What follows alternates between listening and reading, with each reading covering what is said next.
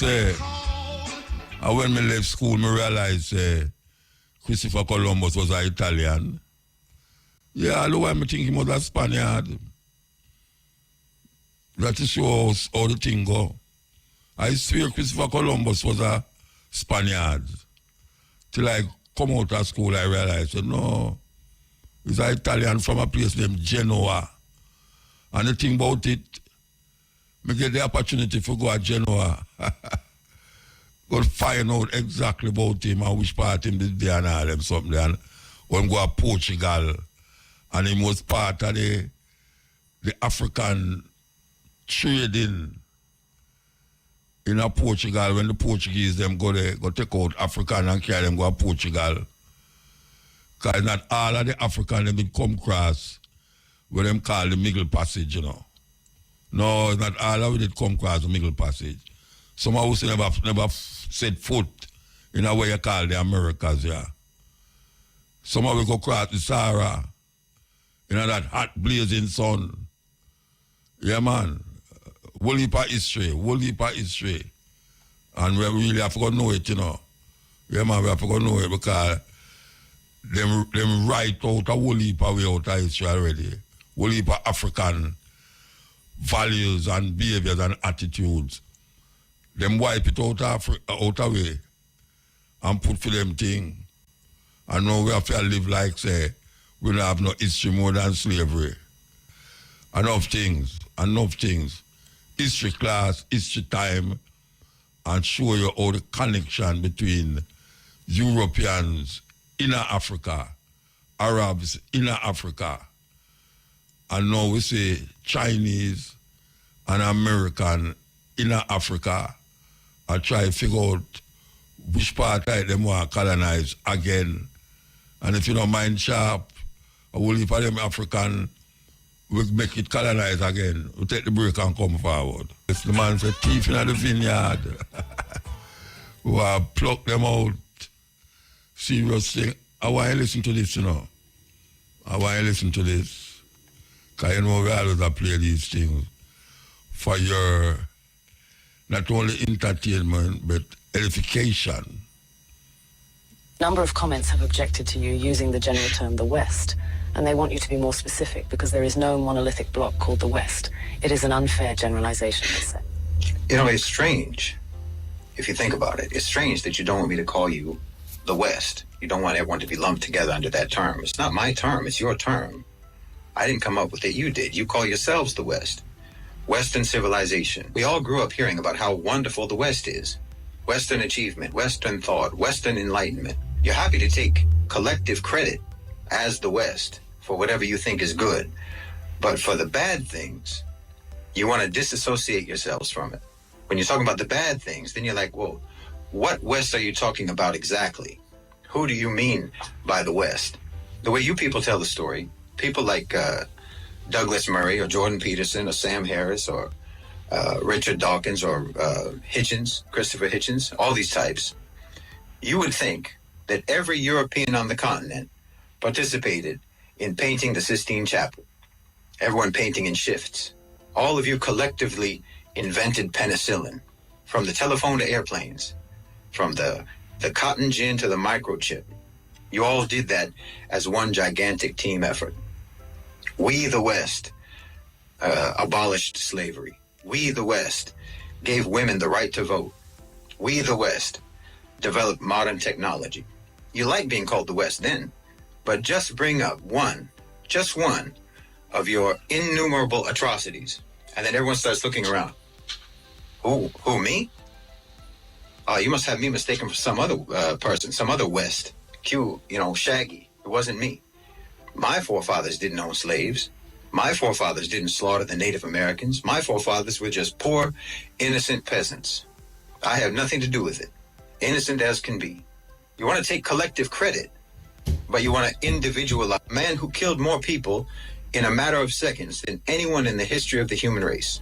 And not to mention every American president after Truman. From the Korean War to Vietnam to the dirty wars in Central and South America to Panama, the first and second wars in Iraq, Somalia, Afghanistan, Libya, Syria, and before Truman. I don't think that the United States has had a single decade in its history when it wasn't slaughtering some people somewhere in the world. These are all products of Western civilization too. But anytime these crimes get brought up, you deny collective responsibility. I mean, if I tried to list all of your crimes, I can't even remember them all. But if I try to list just the ones that I can remember, your battery will die before I can even properly get started. You've got statues of Winston Churchill, who starved millions of Bengalis and who used poison gas on the Kurds. You not only don't condemn your terrorists, you not only don't try them for war crimes as they should be tried, you re-elect them into office. Not just elect them, re-elect them. And you deny any responsibility for their atrocities. No, if you want to be called the West, when it comes to any positive achievements, then you have to accept being called the West for all the full catalog of inhuman, vicious, genocide, murder, rape, torture, bigotry, exploitation, oppression, assassinations, coups and subjugation, evil and brutality, all that your people have ever committed. That's why I always say Western civilization is a sarcastic term, because you never civilized. And, you know, we made cool stuff is not a defense. Your approach to morality is let's not and say we did. Let's not be moral, but say we are. You think that righteousness is denying the evil you do, not stopping yourselves from doing the evil. As long as you say you don't do it, or you call it something else, then somehow you're not evil when you do evil, as long as you don't admit it. It's upside down world.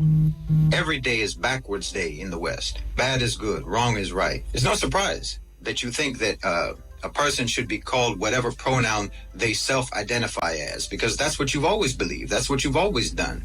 You self-identify as virtuous, as moral, as righteous, freedom-loving, tolerant people, even though you have never been that, and no one in the world sees you as that, but still you insist that that's what we call you. You insist that we deal with you as if that's what you are. You've always believed that the whole world should participate in your self-delusion. So of course you came up with this idea that a man should be called a woman and treated as a woman if he believes that that's what he is, or a woman a man. This isn't new with you. It's always been the way you believed. It's always been the way you functioned in the world, that you believed that you had the right to defy objective reality, and that your own victims had no right to define you, no matter what. You insist on your own blamelessness. And I'm telling you, how on earth do you expect to ever stop doing blameworthy things if you think that you are immune from blame, no matter what you do? Yes, okay, your forefathers were probably poor peasants. I agree with you. They didn't participate in the crimes of the West. They didn't participate in colonization or imperialism. But then they also have no reason to take pride in the achievements of the West either, and neither do you. They were victims of the West in their own way, and so are you. If you want to disassociate yourself from the crimes, then disassociate yourself from the achievements, and realize that you and your forefathers and your ancestors were all abandoned and betrayed and duped by propaganda about Western civilization. No one ever cared about your development or your forefathers' development. No one ever cared about your welfare or your forefathers' welfare. No one ever cared about your upliftment or theirs. No one ever cared about your life. Not yours, not your forefathers, not your ancestors. And the West doesn't care about you now. But here you are defending it, like you have no self-esteem, like you have no pride. You and I both know the West doesn't care if you starve to death. They don't care if you get kicked out of your home and live on the streets. If you spend the rest of your life drowning in debt, they don't care. If you fry your brains on drugs, they don't care. And if you decide that life is too hard, they'll help you kill yourself. That's the West. And that's what the West thinks of you. The West didn't raise you right because you don't matter to the West. They don't care if you have knowledge. They don't care if you have an education. They'll pass you on up to the next grade whether or not you can read or write, because you don't matter. Every day of your life, your civilization, all around you, is shouting at you in a million different voices that you don't matter. You're just a replaceable cog in the machine. Everyone in the West is regarded as disposable by the West, and still you defend it as the pinnacle of human refinement. You need to break that spell because you're living in a trance of propaganda that's all designed to keep you oblivious to your own humiliation. But then you'll get mad at me for trying to tell you to break that spell, to break that trance. You'll get mad at me because I'm trying to tell you that you need to stop being humiliated.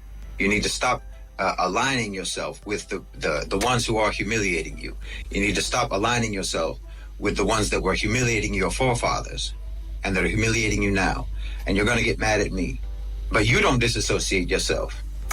I'm supposed to disassociate you from them, but you're not. Why should I disassociate you from the West when you don't do it yourself? I'm trying to tell you that you need to break the trance. I'm trying to tell you that you need to break out of the propaganda. You need to break out of the indoctrination. You need to break out of the programming. But you're going to get mad at me for telling you that. And you want to hold on to the programming. You want to hold on to the indoctrination. And then while you're holding on to it, I'm supposed to separate you from the indoctrination that you're holding on to.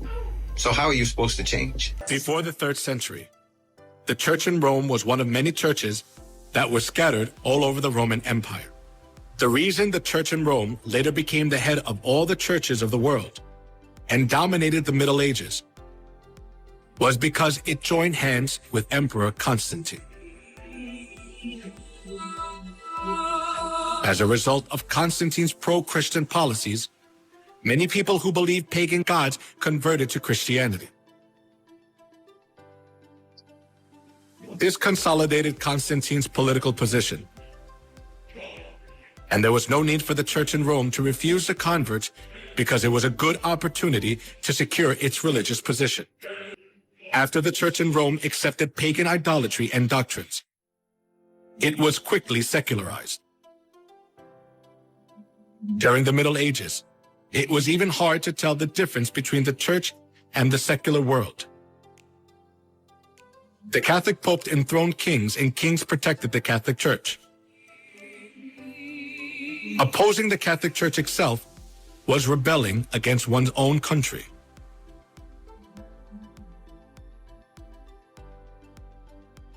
The Pope wielded an absolute power. We can see just how powerful he was through one incident, the humiliation at Canossa. That happened during the time of Pope Gregory VII. Pope Gregory VII claimed that the Pope could not be judged by anyone on earth, and he could dethrone emperors and kings, and excommunicated Henry IV, the Emperor of the Holy Roman Empire, in the course of the investiture controversy. As Henry IV was faced with the crisis of being dethroned, he went to the Pope, who was in Canossa. Barefoot, he knelt for 3 days in the snow outside the castle of the Pope and begged for his forgiveness. This is what is called the humiliation at Canossa incident. The Pope had so much authority that there was no one who was able to hold back the church from abusing its power anywhere in Europe. Not only that, the popes committed numerous crimes such as murder, blasphemy, simony, and adultery to hold on to their seat of power. Among them, Pope Leo X enjoyed works of art and collected masterpieces.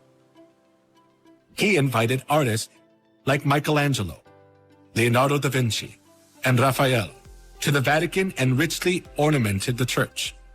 Being driven by his vanity, he constructed St. Peter's Basilica.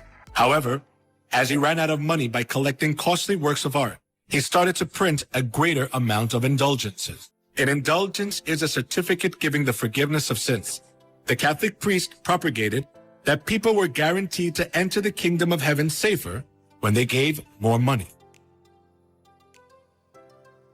Come, see for yourself. This is not just a simple indulgence. Even though you don't do confession, all your sins will be forgiven.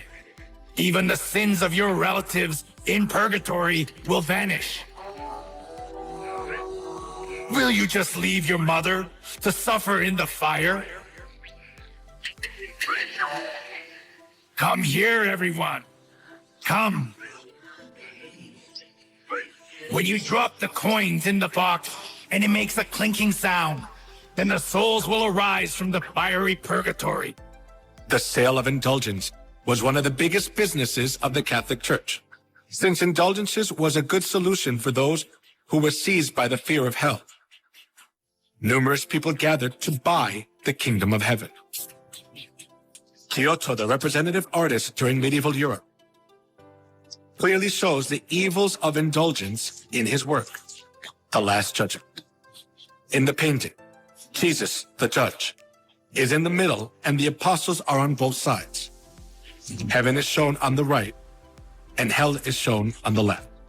One thing that is worthy of notice here is the scene where souls are weighed. A man who is on his knees presents a model of the chapel to three women. The name of the man is Enrico Scorveni. He was a notorious loan shark of that time because loan sharking was a big sin. He could never dream of entering the kingdom of heaven. However, even though Enrico was a loan shark, he bought indulgences and paid for his sins and proudly purchased the ticket for the kingdom of heaven. Indulgence. I want to look up that word, as it relates to the Catholic Church and how they make people pay indulgence to go to heaven. Yes? And we see it perpetuate itself right now in these churches, especially the televangelists, them. Meanwhile, them get themselves rich. Them congregations sit down in poverty, waiting to die to go to heaven.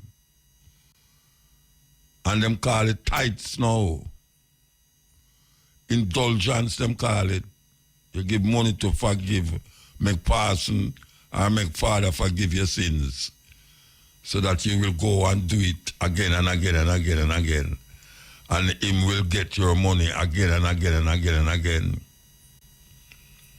Indulgence, them call it. Look it up. Look it up. Because sometimes we talk people, that's why we play these things, Because no whole heap of ones prefer to hear some foreign voice that say the things them when Muta say. Because them believe it more. And this are going on for years now. This are going on for years now where we say things and people say, where Muta get them foolishness there from. But when them go out there here, especially now, like how you have the thing named Wi-Fi and what them call it, YouTube and all these things, Instagram, them hear the information and come at them right in them bed and them living room. Christopher Columbus was not the first to discover the Americas, nor was he the first to realize that the earth is round. He was the first, however, in other exploits, namely genocide and the transatlantic slave trade. In 1492, Columbus discovered the Americas when he landed in Haiti and several islands in the Caribbean. The Arawak Indians inhabited these islands. For the second voyage to Haiti, the following year, 1493, Ferdinand and Isabella gave him the resources needed to subdue the population. When he returned to Haiti, Columbus demanded food, gold, and cotton thread, and was increasingly met with resistance. This resistance gave him the opportunity he needed to declare war on the Arawaks. With 20 hunting dogs, horses, and guns, Columbus set upon the Arawaks, tearing them up with dogs and mowing them down with volleys of bullets and running them over with horses. Reporting back to Queen Isabel of Spain, Columbus boasted, "In the name of the Holy Trinity, we can send from here all the slaves that Brazil will hold." The Spaniards hunted Indians for sport and murdered them for dog food. Columbus would reward his officers with women to rape. Girls 10 to 12 were especially desired for rape. Columbus and the Spanish won the war, and over 3 million Arawaks were killed in the genocide. They completely robbed the land of its gold. This is the truth about Columbus that's not recorded in your history books. On the other hand, most Americans know today is Columbus Day, at least in 47 states, although Hawaii has renamed it Discoverers Day after the original Polynesians who populated that island thousands of years ago. South Dakota calls it Native American Day, and Alaska just ignores it like they kind of do everything. But what we're really celebrating today is Tyino Genocide Day, the day when Christopher Columbus began to wipe out an entire indigenous population in a way that would even make Pol Pot blush. In 1492, Columbus was on a manic hunt for gold when he set sail and eventually landed on a small island off the coast of North and South America, an island today named Hispaniola, which is split between the nations of Haiti and the Dominican Republic. As Columbus wrote in a letter to the King and Queen of Spain, "Gold is most excellent. Gold constitutes treasure. And he who has it does all he wants in the world and can even lift souls up to paradise." But when he landed in what he called the New World, there wasn't much gold to be found. But he did find something he thought was just as good as gold: people, who, in Columbus's mind, would make great slaves. So he wrote to the Spanish monarchs, "They are well built, with good bodies and handsome features. They do not bear arms and do not know them, for I showed them a sword, and they took it by the edge and cut themselves out of ignorance. They have no iron. Their spears are made of cane. They would make fine servants. With 50 men, we could subject them all and make them do whatever we want. And here there are so many of these slaves. Although they are living things, they are as good as gold." What Columbus did to the island and the tragedy he brought to the native population there has been largely erased by time and replaced by a glorified story of a bold explorer who set out to change the planet. In reality, though, as a result of what we've learned from writings by Christopher Columbus's own men, he raped, pillaged, enslaved, and slaughtered people just to get rich. Not exactly the type of guy worthy of a Main Street parade. One of Columbus's crewmen, Miguel Queno, described the scene when Columbus first arrived in Hispaniola for the second time, and thousands of Tainos, or what were referred to as Indians, came out to greet the ships.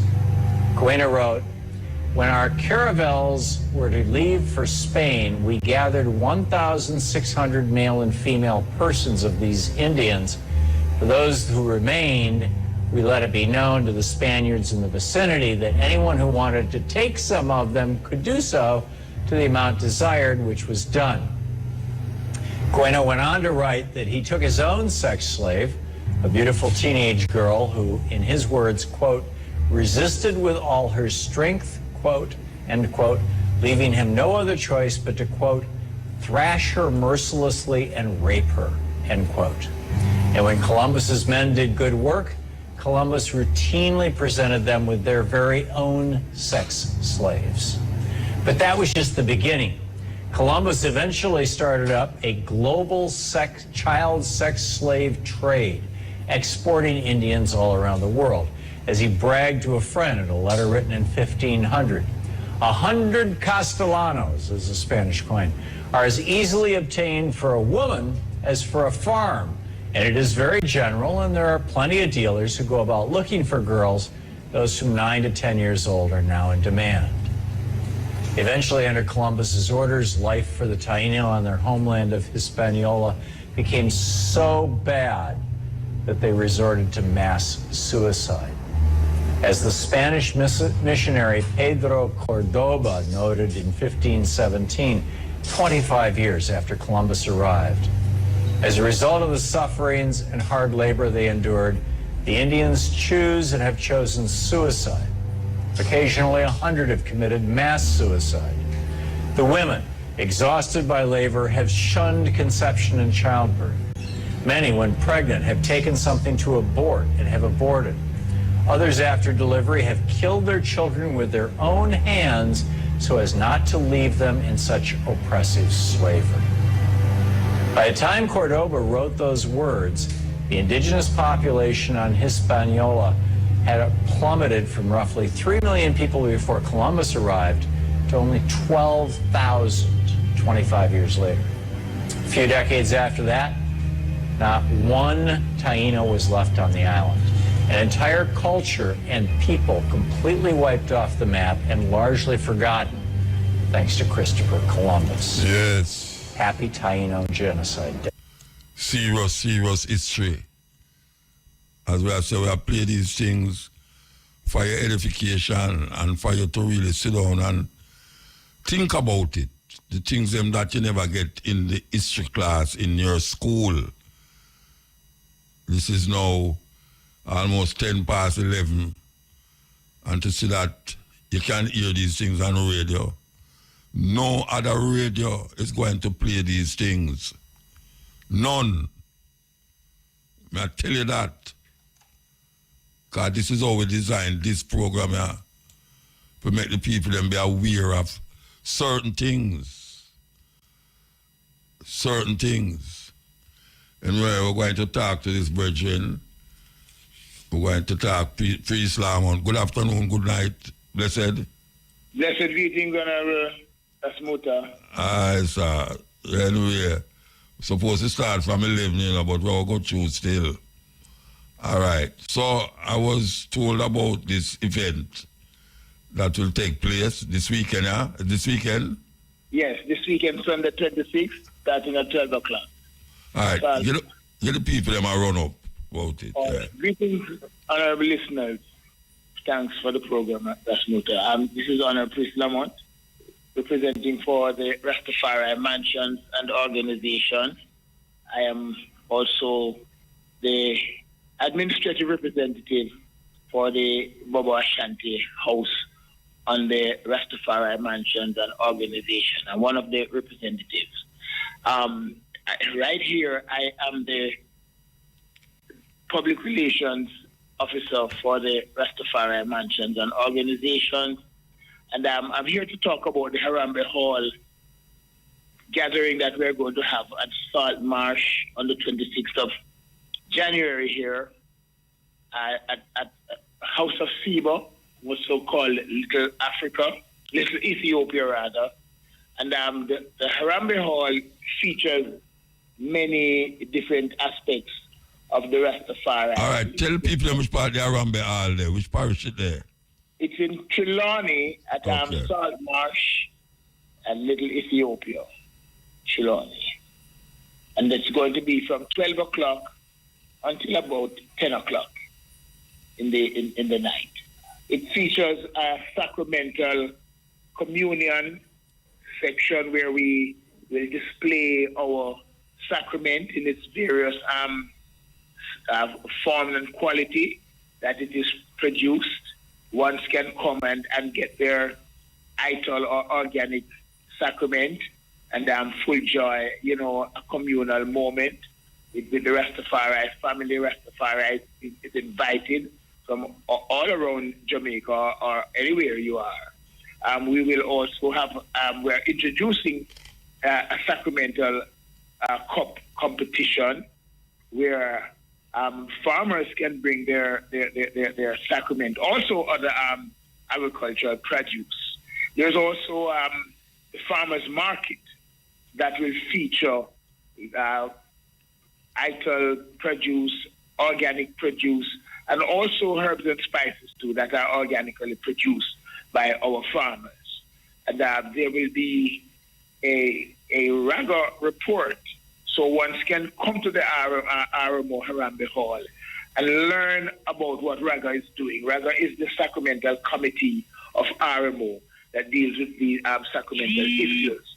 And one can come and learn of the happenings within the sacramental sphere from the RAGA report.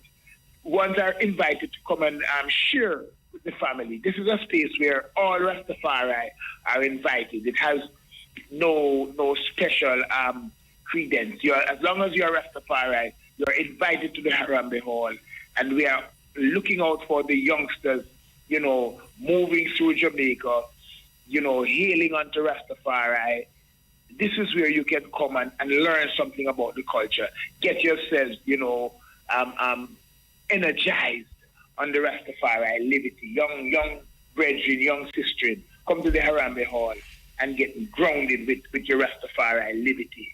There'll be the Advocacy Committee talking about the advocating for Rastafari rights and bringing to the community what RMO has been doing and where we have reached with some of our advocation. We have a 10-point demandment that we have sent to the government, and these are demandments that are general to for when it comes to Rastafari rights and some of what we are suffering and what we hope to achieve. There will be a report on gazetted success that we have made. You will hear about what is gazetted in the Jamaica Gazette concerning your Rastafari rights, and particularly as it relates to sacramental rights too. So there are so many things happening at the Harambe Hall that will surely interest you and intrigue you. There'll be chanting, drumming, a variety, a multiplicity of things, myriad of different things are happening. One can come and learn of how to get into the sacramental competition, how it will be dealt with, all the rules and protocols of the sacramental cup. I can ask you, is this just a Rasta thing or it's for everybody? It's a Rastafari oriented thing, but of course, as you know, Rastafari is love, and we always welcome everyone. So I just want to know that, because it sounds to me like it's just a Rasta vibes, where, Rasta vibes, but like this is a closed door for Rasta. Not restricted to Rastafari. All right, hold on. Yes, Prince Lamont. Yes, give thanks, Honorable. All right, tell me some of the things that are going to happen in the day, Like you said, between 12 and 3, 12 and 9. Yes, 12 and 9. We start off with, chanting, displaying the different, styles, Nyabingi chanting as it relates to the different mansions and organizations. There'll be School of Vision, the Nyabingi drummers, of course, the Baba Shanti. Different groups will be displaying Nyabingi drumming and chanting. There is readily, as we start the setup of the craft market, there's a range of handicraft, on display and for sale. There is a range of different herbs and spices that are there. It's just a great market, of things. Besides that, there is the town hall reasoning, where vital issues are discussed. And this is one of the vital parts, the main part of the Harambe Hall, because it's really to put forward information and to receive information from the community, so that what we do, we know that it is,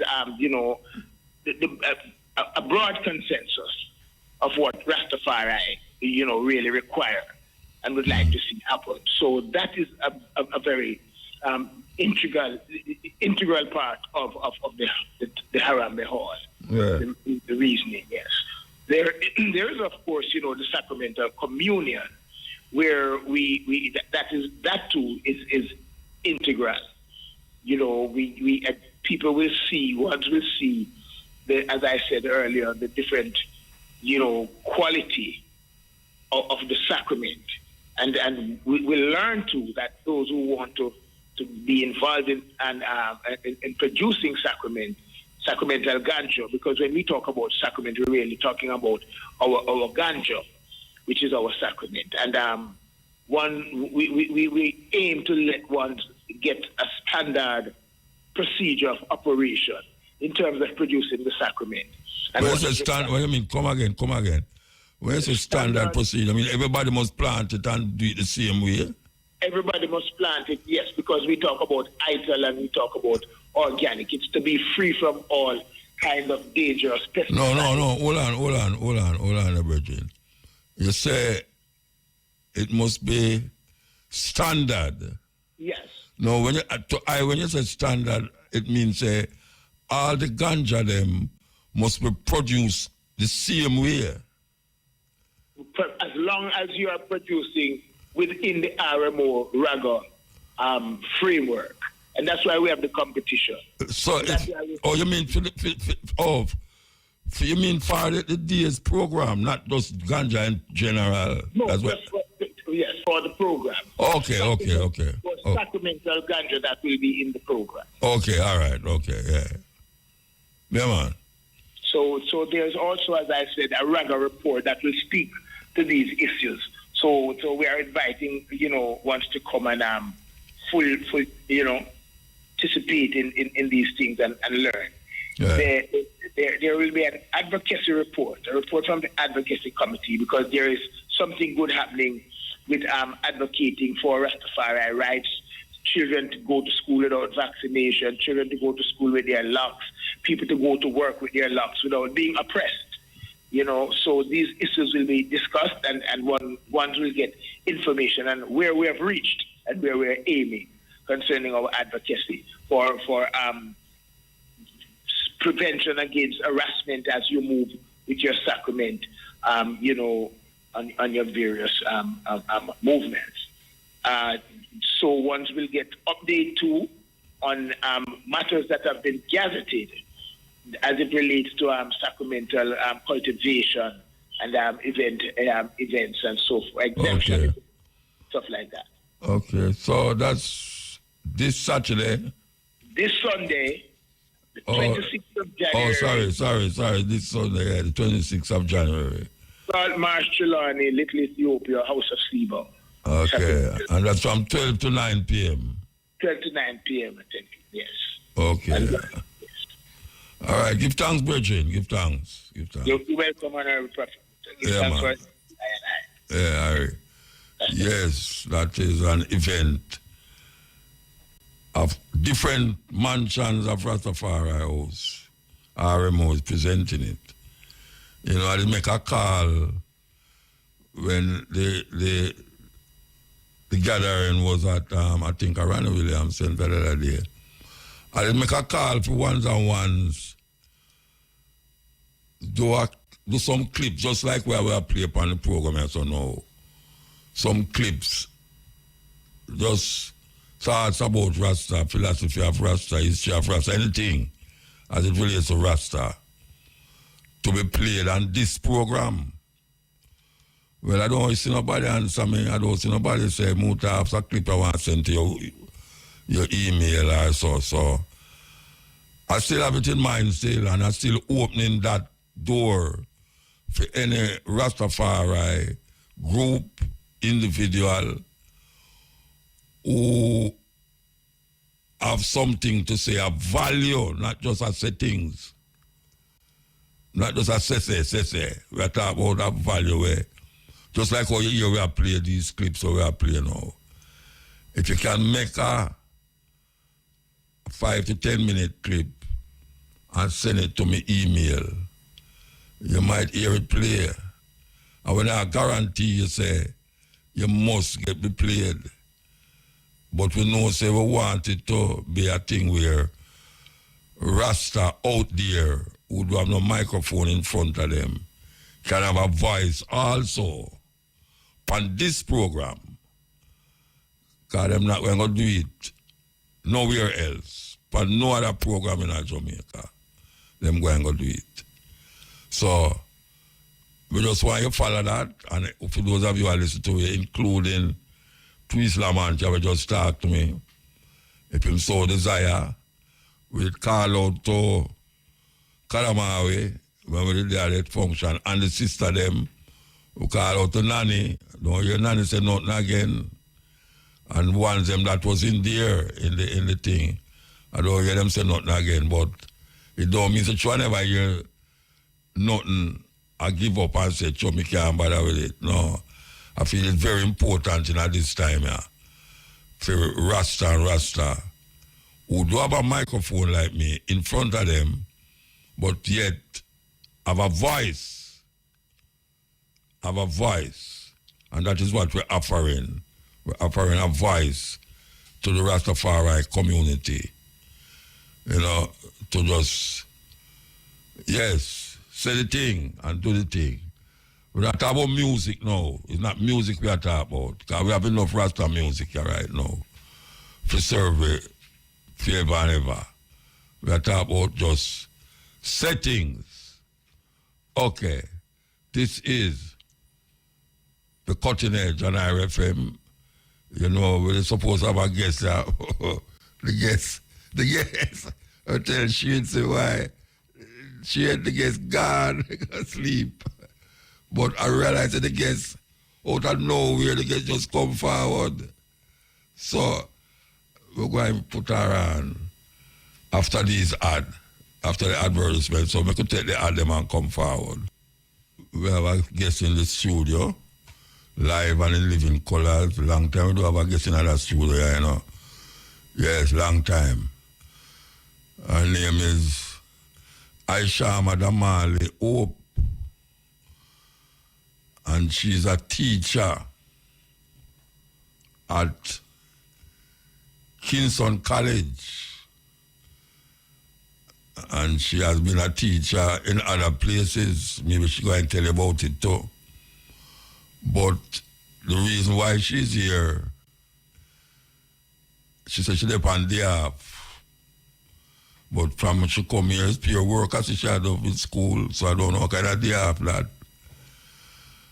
But I know she have some things to say, and I want, she said what she have to say because we all complain about teachers nowadays that all the youth, them are come out of school, some of them can't even read. What is happening in our schools that students are left school and can't read, can't do maths and nothing like that? First of all, you can't tell me why I look for so. Tell me why. Why so much people that left school that can't read? Yeah. It's all right now? Yeah, man. All right. All right, making it sound as if, it's a teacher's fault. And I think that one of the things that people need to remember is that children's education is not just one person or one set of people's responsibility. As them say, take a village to raise a child. And when the children going to school, they spend like 8 hours at school. So the teachers really only have about 8 hours to make any kind of influence or impact, and all of that time is not spent with the teachers either. It's also spent with their friends. And what the school and what teachers are supposed to do is build on what is happening at home. And so if the foundation for learning and the foundation for being productive is not set from home, it becomes an uphill battle for the teachers. Yeah? Some of the times we can reach them and we can make a difference, but that needs to be remembered. So what's supposed to be happening at home that your work can be easier when you talk about English, maths, and all these school things? What is it that's supposed to be happening at home first? Well, first of all, the children need to have a sense that education is important. Not that why me and bother go school when me can go scam. You know, that's a big thing, you know, easy money like that. That still literally is a thing for a lot of them when them say, all right, why am I need for do this? You know, there's also the idea that they need to be cared for. You know, picnic can't come to school hungry. And you expect them to learn. Them can't come to school tired because all manner of things that keep them up at night time when them they're home, whether it's from the community or within the family them. You know, it's a whole, you know, but it really comes down to more the attitude than anything else. So, that sense that education is important, that being instilled in them and ensuring that even if you don't understand what them doing, even if you don't have the time, but they need to understand that this matters. All right. We talk about home, and we go to the home, and you say, like, maybe them don't have no food, maybe them want to go to do scamming because the money easier. You see, say, from the beginning, the idea of education in Jamaica, it say, get a good education and you will get a good job to make money. So the idea of education, as I see it in Jamaica, is not to build the child as a person, but to see how you can fit into the society. We have workplace, not even entrepreneurs, you know, because I don't even produce entrepreneurs, it produce workers, you know, and more of the time is servants. So you don't think it start out that way, why your job so hard, and not necessarily, well, I'm not going to move the parents them from it. Yeah. But there's a deeper thing going on in the society. Which is what I was saying. So it's not just one thing. That is correct as well, because Jamaica's education system was not designed to create people who create and who own stuff. It's one plantation with upon. Plantation they here on, and a plantation system it basically depends. So it's like you need to grab where you can grab. Education not necessary for grab where you can grab, because you can grab it and thief it, you can grab it and do whatever. Yeah, because it's little bit of things the mindset is like it's a little bit of things is available to you. Because there's not very many in their ideas, there's not very many things available to you, and things are important according to what the society say. You want to get a big car, you want to get a big house like master. Yeah. Like who? Like the master. Okay. Plantation. On the plantation. Yeah. So that is what you're aiming for. All right. You think say all of the teachers them will teach, qualified to teach, that them can reach the level where you are talking about? No. That's a very short, very easy answer. No. So we'll go back to the teacher then. Again, teachers come from the society, teachers come from the homes. Yeah, like the police. All of them. Again, the home is the basic unit of the society. Yes? And it is influenced by the home. It's, I guess, a chicken or the egg. Is it the home that is influenced by the society, or is it the society that is influencing the home? The man will eat the chicken and the egg. That influence the whole thing. There you go. Yeah. So no, because there's a mindset. There is where do you want to go, and when you talk about qualifications, as I said, we're not necessarily talking about if them they go school and get a degree. It's a mindset. Are you in a frame of mind where you are going to be taking the nation's children from being slaves to being masters of themselves? And you can convey to somebody the best way to be a master of themselves if you don't master yourself and all you're thinking about is, oh, all right, So I go school from this time to that time, and then I need to have a little hustle and for the side too. And we need to sort out that, and then but me can't get nothing here, so all right, this can't help me. I go do something else. May I say that I don't ever want to blame, but I have seen say how the system set up. The family, the teacher, and the youth get caught in that web of confusion. At the beginning, it's everything what you say fit into the system that allow and perpetuate these craziness that are going on. So we need to really vamp the system and create something. But which teacher brave enough to take the student on a different path? I don't think you'll do that. You have some of them out there. You have some of them out there that make an effort. Because again, it comes down to, are you just going in there because I have a job and you're going to deliver some content, or are you going in there to educate them? And it...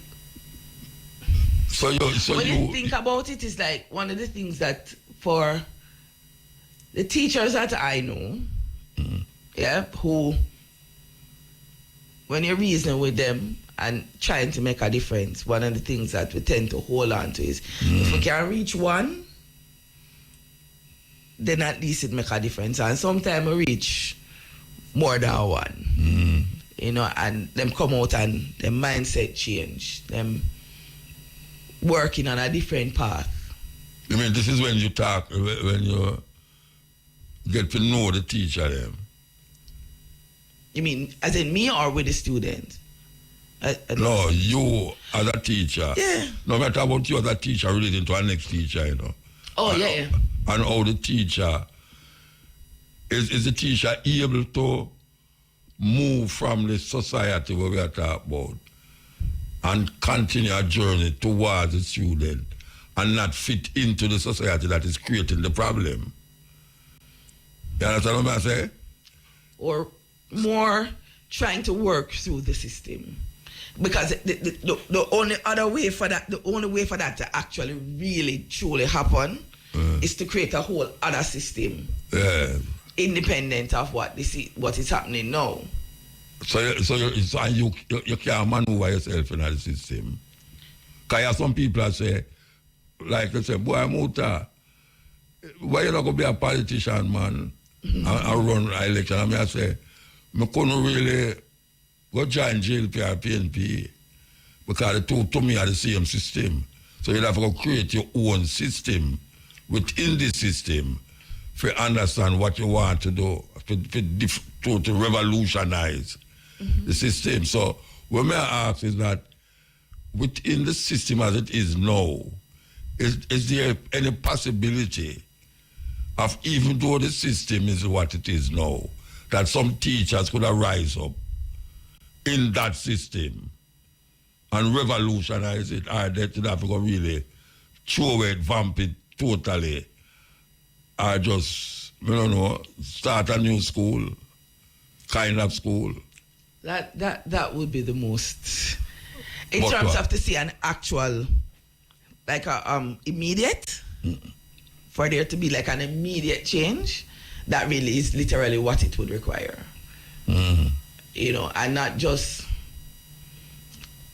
because, and I'm thinking back to when I was growing up, and Ras Emo them, and Brother Miguel them, and, you know, that whole movement that was, you know, trying to do that separate education thing along a separate lines, you know, but I guess, you know, it comes down to it being a solid enough support for it to be continuous. Yeah, because sometimes it starts out good, but because the support not there. Yeah. All right, so let me ask you a question now. You become an international teacher, I must say. I have a daughter. By the way, this is my daughter talking to, for those who don't know. You have become an international teacher. You have been teaching in Belize. You have been teaching in England. You have been teaching in Jamaica. Now you're back in Jamaica. what is the difference with the teachers, not the students? We still come to the student, but what is the difference between the teachers, for instance, in a Belize, as opposed to in England and Jamaica? What's the difference? The 3 places that you teach in, the 3 different countries. Where you find the difference is in teaching?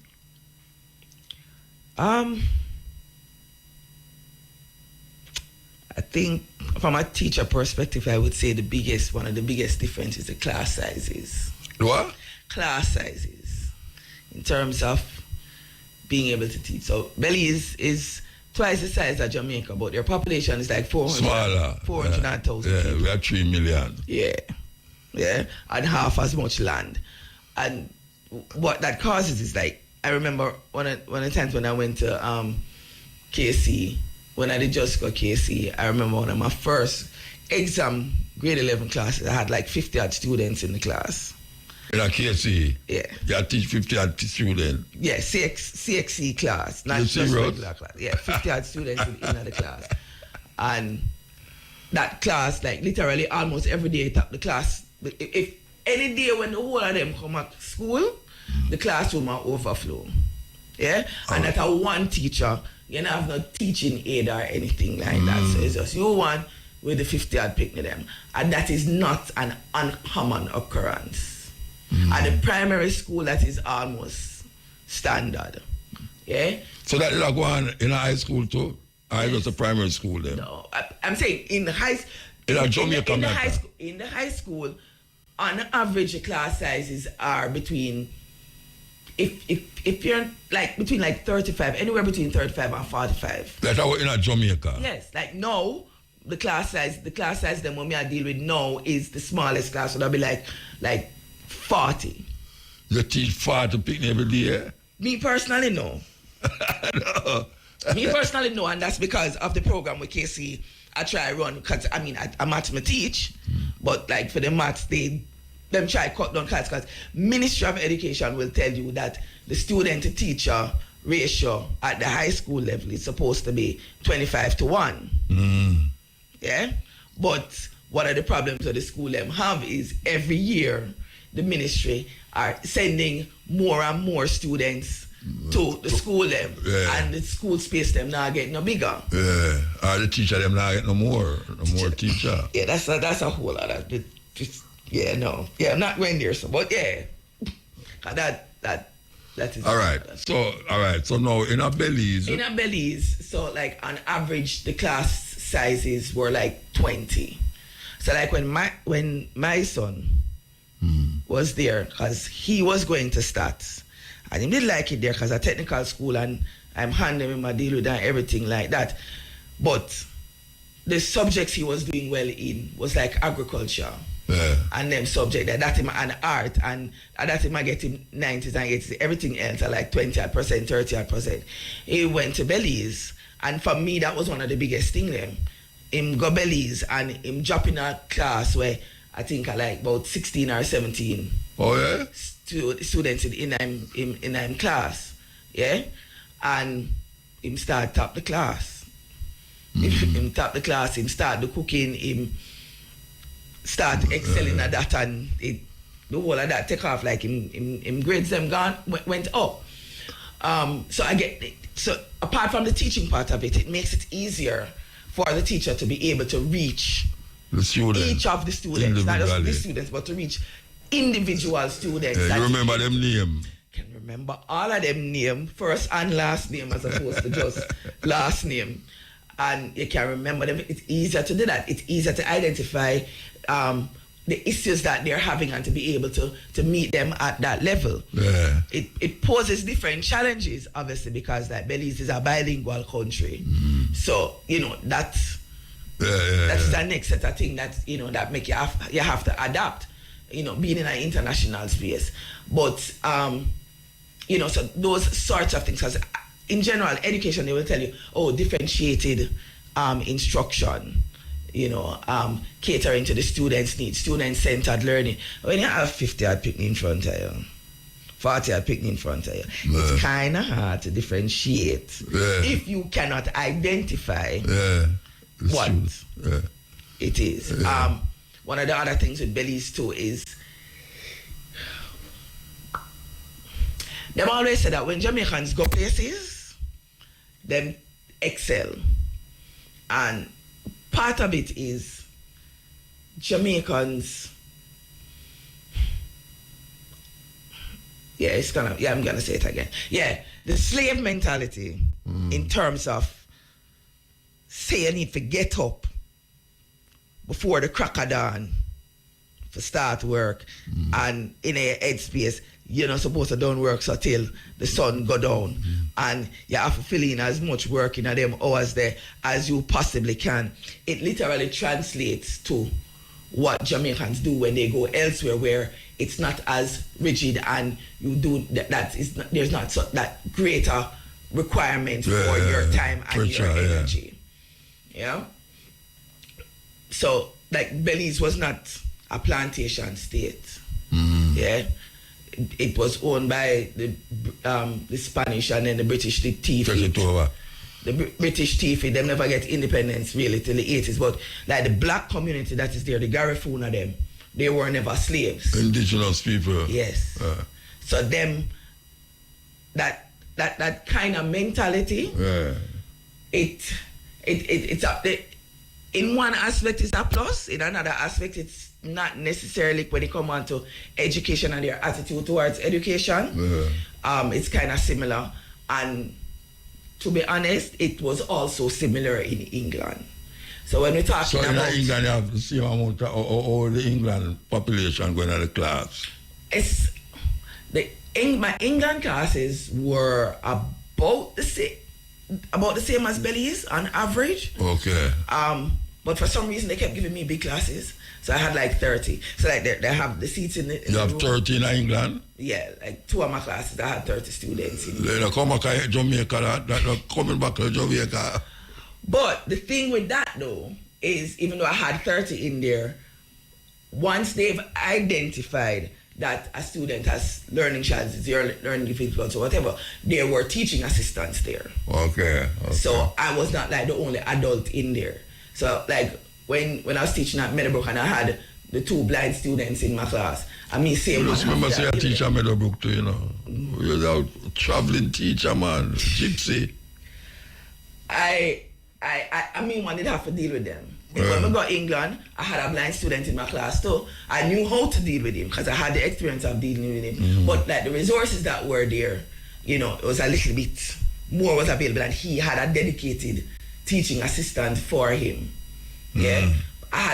There were other children with disabilities. The school that I was at was one of those schools where they tried not to segregate as much as possible.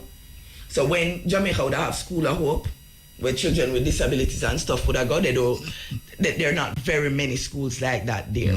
But they have different sections for them, so they try to integrate them. Yeah, I had 2 what them called SEN classes, that's special education need. So I had 2 classes like that. Those classes I had like 10 students in there. Yeah, so in the class now you have black and white students or just pure black students in the class? No, not at all. Alright, so this is England or Belize we're talking about now. So, no, England were there. Oh, okay, because Belize would have them mixed with them. Multiracial. With them Spanish and them Mayan and them Garifuna and them Creole. All of that, it mixed in there. So there was that. And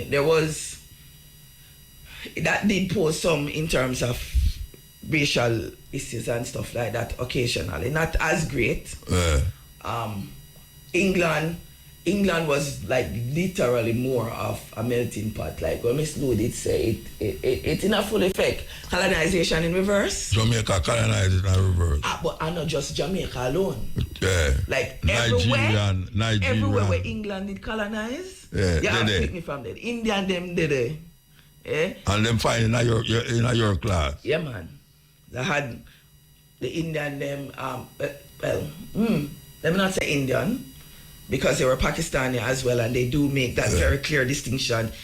Yeah, but are the same people, but are the British the call them? So they're Asians. Let's call them Asians. Yeah. All right, we're going to take a 12 o'clock break, yeah. And the continent we're talking to I don't know if I must call her an international teacher, you know. She has been to different countries teaching in different places. And it kind of, to me, kind of cute because, well, the Belize situation with the Garifuna them is one of the most profound things to me, in that the Europeans them go there, but the Garifuna them still there. It's not like Jamaica where you hardly see no Arawak. Or what them call them, Tyino. You hardly see them, right?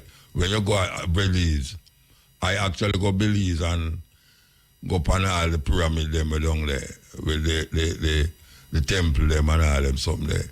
And then you can say Africans, distinct Africans, what we call Caribbean Africans, and mixed culture, mixed race of people. So that is one thing. Well, we know about England, where I just said, England like a melting pot of different people. So for actually get that opportunity for teach the different kind of people, what I want to ask you is this. All right, we know how Jamaicans stay in terms of the teaching, and we talk about how Jamaican youth them kind of behave a certain way, more unruly and thing. And them say Jamaicans, no, who out of the 3 different places, you probably find the unruly people them there. You know, it's when I do my interviews, different interviews for the jobs and stuff when I go, is one of the things that I've found is literally the children are the same wherever you go, like literally they are the same in terms of you have students who misbehave, you have students who behave, you have students who will do work, you have students who will do the work. You will have students who come from homes where all them know is them talk to people anyway they want to talk to people. Yeah. And like any one of the cultures, you have the students them where mix up in a badness, gang business, gang related badness and whatever. You will have occasionally you will hear say, oh, a student dead because of violence or whatever. Yeah, like literally in all of those, I've heard of that happening. Yeah, so it literally is that the children will operate as children, yeah, and it's literally for you to be able to reach them at the level where them there, for bring them to a higher place. Not necessarily where you might want them to go, but like one of the things I keep telling my students, the same thing I tell my children, that every day you're supposed to in a competition with yourself, nobody else but yourself. So you're supposed to be trying to be better each day. That's why I ask if you use a formula. If there's a formula you use for the different society them. Belize, England, Jamaica, or you just do the same thing everywhere. Yeah, because more or less, I mean, it is the same approach. It's just the what you draw on is slightly different. Yeah, and I think. What you draw upon? I draw on how my daddy grew me. Oh, your daddy grew you? So You put me like to let me hear how your daddy grew you. So I grew up international.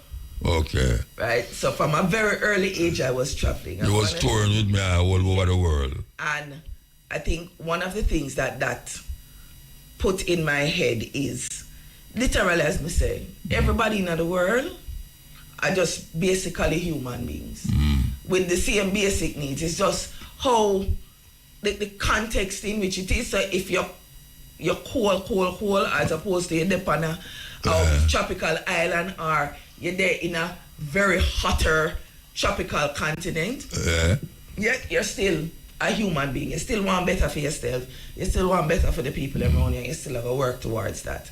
And so being able to travel, it allows you a different perspective when it come on to dealing with people. You know, people who have never left the community where them living on. I mean, even if you say you have people where born and grew at Kingston and never left Kingston yet. Never got St. Thomas yet. Never there are some people in Kingston never say I'd life foul it. True. Or cow. Yeah, them never say them. Yeah.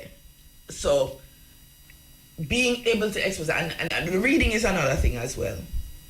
You know, reading, I like reading. So, you take that off of my mother. Yes, I did actually. Yeah, you take that off of my mother. And so when you read, when you are exposed, when you get to travel, you can better empathize with different persons from different cultures. So you're not gonna automatically skin up your face upon somebody who have on a hijab. If you see somebody that eat certain things. Or because I literally me in the class and like student them talk about them hungry or whatever, and we are talking about where you eat and we are talking about couscous and whatever, and you know, say if you're there in Jamaica, you tell somebody, well, back in well, even now too, you say I eat couscous, I want that perfume. Well, couscous or perfume. Yeah, but like, you know, you're having those connections, and now also with the internet and everything like that, people are more open, more exposed, but there's nothing beats that first-hand experience of actually interacting with the people, with the people in the different spaces. You know, so that literally is what I bring to my students and expose them. Say, look, this is not out of your reach, right? If you have coming to school, going to school, participating in school is about giving yourself option. It's not about learning how to use if you can use Pythagoras' theorem. Or knowing that E equal MC squared. That's literally not truly what it is supposed to be about. Okay? But over assessment and all of these things where pressure teacher, pressure students within the classroom, it makes it difficult for them to accept and realize that it's about choices. Yeah. So when you leave school, you're supposed to have the up on a garbage truck, up on a garbage truck, right? I'm supposed to, because I want to do that. Yeah? Because there's fulfillment. You can get fulfillment out of that. Yeah? But if it is that I want to own a sanitation engineering company, own the garbage truck, then I'm supposed to can do that if I want. Not because I don't want my students to end up being somewhere because that's the only option them have in their life. They're not supposed to turn a politician because are the easiest route to get a little change and then to move up and to wrap up some money. It's just original people. And your skills supposed to can use your elocution skills and your thinking skills and your scheming skills, coming up with plans. You know, it's supposed to be that you're using them to help other people, to help the people around you. And because this is one of the options that I choose. That is what it comes to. You know, so the international thing, knowing that you can go out there. There are options out there. Leave out of Jamaica. You can go Ukraine and fix whatever is happening up there. You can end up go Russia and fix whatever is happening there. You can go America and fix what is happening there. You can stay in Jamaica and fix what is happening here. I don't know what is people are well have to go stay and fix what is happening here. Based up where I go America. Because all people realize that, you know, them really have to go do a thing back in America, you know, even though them did run left it. You have to be like the army of one. You have to be like an army of one. Discipline yourself. You're there up on the cutting edge, we're talking to Aishama, teacher, extraordinary. We come your face over. I mean, you have the experience of Belize, England, Jamaica. I don't know where you have to next, but that is given that you all tour the world already, so in your younger days, people are wanting to know, say this woman sitting in front of me, when I was 50. It's actually 30, but okay. What? It's actually 30, but okay. So now you're very good with this. She said, to me, I said, a youth like me. She said, Daddy, you're old. And now I live to see if you're picking them until I said she old. and she don't reach 50 yet. So it was so it go. But putting that aside though. All right. As I call you a young teacher. And you have some big youth in your class, I assume. You find, say, well, we can't have the 3 different countries them now. You find, say, the youth them in Jamaica more feisty with your teacher or England or Belize. Which one of the youth them kind of resist more? Which one of the youth them resist more? Authority, I should I say. Because you of them will look at you as an authority. Which one of them, out of the 3 different students, them resist authority in the class more? And why you think that is happening? I don't know that there's much of a difference. You don't know if in terms of to say which set of students resist authority more. In a Jamaican Belize, there is a greater sense that in terms of say we can tell a people shut your mouth. Yeah? And alright. Or stop going like you're idiots. In England there's greater restriction on what you can say. To the student? To the student. So you can't tell the student shut your mouth? Yeah, no. Or come out of the class? Yeah, no. Why not? That's... They're going to report you? Yeah, literally.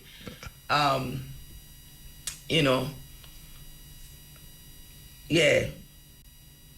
So it's more that than anything else. Like the students in England, I would say it's not, and again, because I really don't have that much of an issue with students. What was word? Resisting authority? Is that what you said? Yeah, I don't personally don't have that much of an issue. May your other teacher have the issue, but I don't really have that much of an issue when it comes on to that. And I suppose part of it comes down to how you deal with them.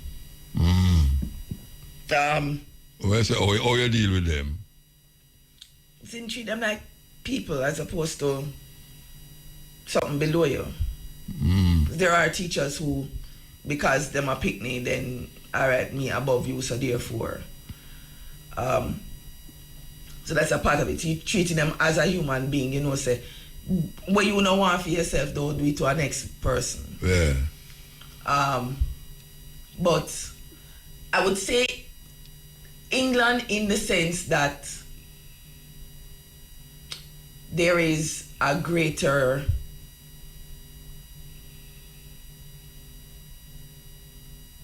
I suppose it's really not a bad thing when you look at it though, but there's a greater sense of accountability and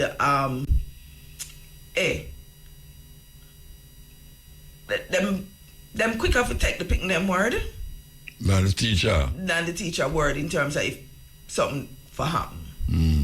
And so the students there, you have some of them where them know that that's the case.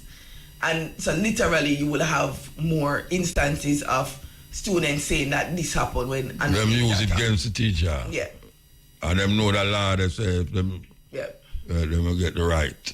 Right. But when you say in terms of, as I said, against authority, I mean, I personally don't have that much of an issue with that. So the students, them don't come from the same kind of family? No. Like broken family, as like Jamaica, like Belize, like England. Them don't have the same pity them with them family. They exist. Them need some family guidance, I don't know. Yeah, they exist. But Like, you see, why I ask you that question then is that the first thing we start out with is how the family.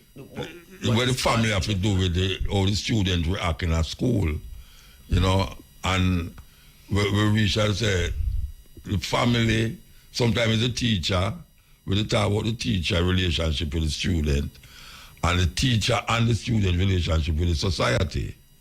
So what we have now is that England, as our colonial masters, the relationship, you say, is that in that part of the world, the student is more recognized on the right of way than the teacher.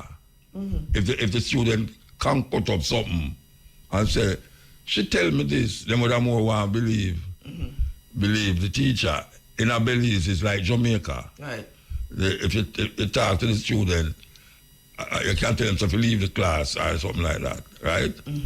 All right, so we reach a stage now where the society, the teacher, or the student, or we can say the society, the student, or the teacher. Because basically what we are finding is that the society, when I say society, I mean the system will blame the teacher for not bringing up the grades of the student. Because that's what happened in Jamaica, them do. In Jamaica. Them say, boy, what kind of teacher they are them school there, Rasta? The metric is the issue. Eh? The metric is the issue. What are you using to measure whether the teacher did a good job or not? Well, I don't know how they measure it, but that is what them say. Because it's the grades them use. Literally, it's the grades them use. The and grade,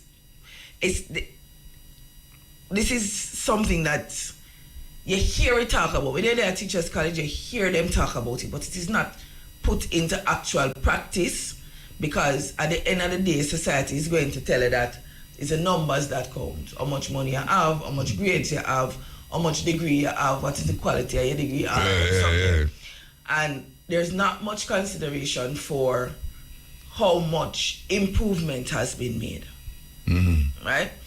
And so that is also one of the differences between, for me, with the England system and the Jamaican system. And in that, coming back this time is when I'm just seeing some attempt at looking at Since you come back. Yeah. Okay. At progress. Them talk about it, mention it, but when it come on to sharing that information in public, it is still not looking at that. Now, granted, if you go from a 70% pass rate to a 60% pass rate, obviously that is a decline. One of the things that you also need to consider is, are they under the same influences and the same impact from one cohort to the next? Yes. What you're also looking at, should be looking at, as far as I see it, is if a student come in and the student cannot read at all, which should not be the case, but it so happen that is so them come in, and when them finish, them can finish read off a grade 2 book. It means you make an improvement. There has been learning has taken place. It may not be the level of learning where them set the student supposed to be at, but who influenced that? Who impacted that?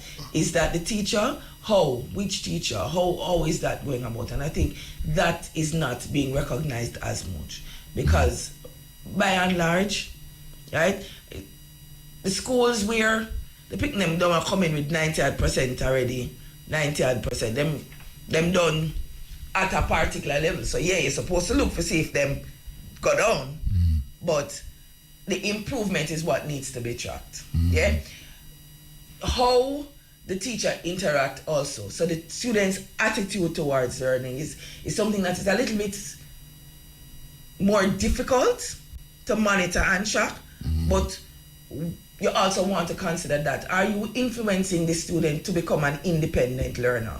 Because I'm talking about that wholly, that nobody actually ever teaches you at Teachers College how to teach independent learning. Like literally as something you have to figure out as a teacher and figure out how to impart that to your students.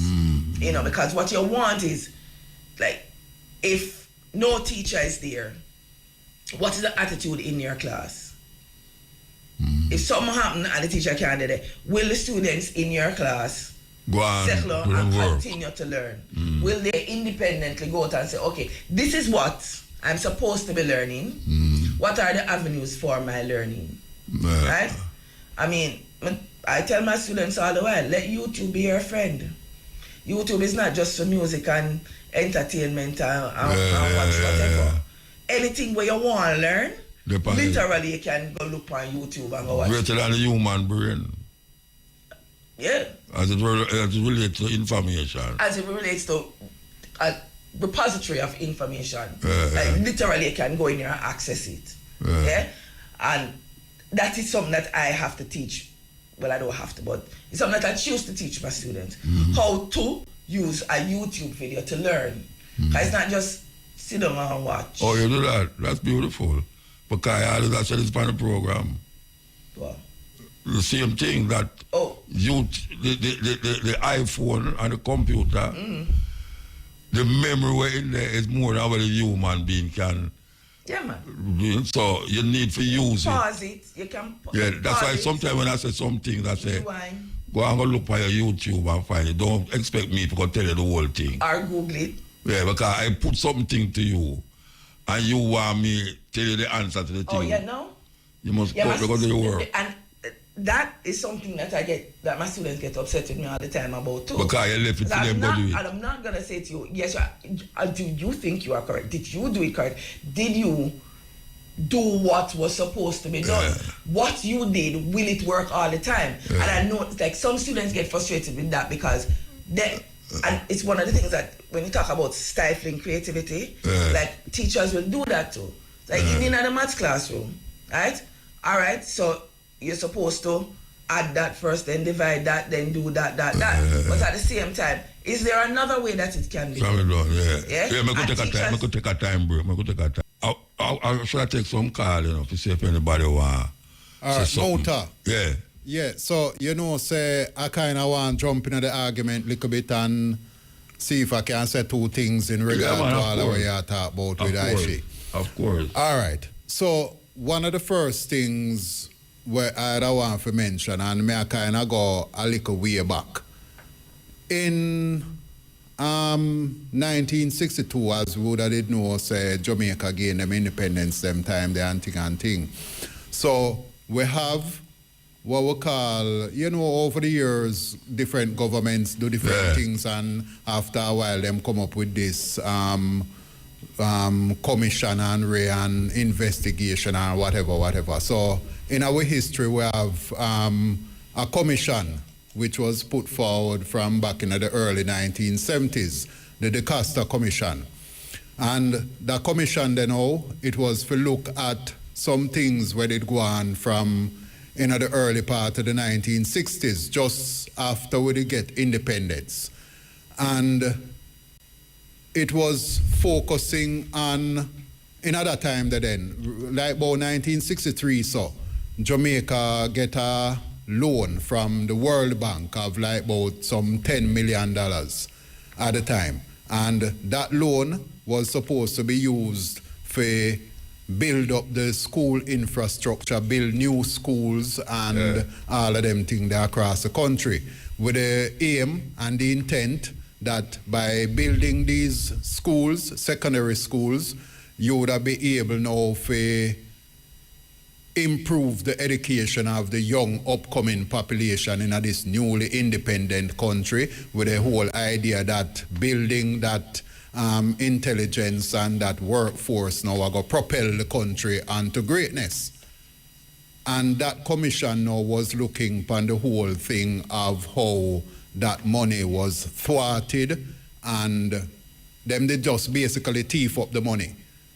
And fingers were pointed to Mr. Burt, you know, as the man in the ministry at the time who, him was the main man where they do them thing there. So that in itself, I figure say is a big point, meaning say we start off on the wrong foot because when we education system should have been built to the point now where we could have been a force in the Caribbean and in the world. The politician them undermine that, and so we start off on a wrong footing. Where's about that? Well, maybe you're too young to know about that.